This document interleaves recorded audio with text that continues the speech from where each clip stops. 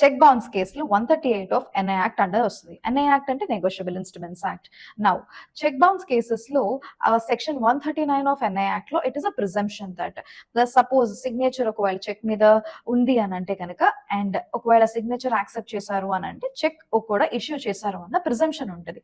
అయితే సపోజ్ 20,000 కన్నా అబౌవ్ ఉంటే గనక అంటే మనకి according to the income tax act 20,000 కన్నా అబౌవ్ ఉన్న ఏ ట్రాన్సాక్షన్ అయినా సరే it should come under the purview of the income tax and as per the section 297 SS of the income tax act. అయితే అట్లాంటి పర్వ్యూలోకి రాకుండా ఈ 20,000 కన్నా అబౌవ్ ఎట్లాంటి ట్రాన్సాక్షన్స్ జరిగినా సపోజ్ ఆ పర్సన్ ఇన్కమ్ ట్యాక్స్ ఎస్ఎస్సి కాకపోతే and if there is no valid explanation how he got this 10 lakhs అన్నది ఎక్స్ప్లెనేషన్ లేకపోతే మాత్రం ఆ ట్రాన్సాక్షన్ ని it is considered as illegal transaction.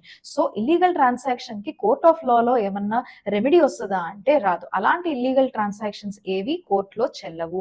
అంటే అట్లాంటి ఇల్లీగల్ ట్రాన్సాక్షన్ త్రూ ఒకవేళ చెక్ బౌన్స్ అయినా సరే అది కోర్టులో చెల్లదు. అయితే ఈ చెక్ బౌన్స్ కేసెస్ చేసేటప్పుడు ఎస్పెషల్లీ ద డిఫెండెంట్ పర్సన్ అంటే ఎవరి మీద అయితే అక్యూజ్ చేస్తారో so the accused person should take these objections. ఈ అబ్జెక్షన్స్ తీసుకుంటేనే then they can rely on this.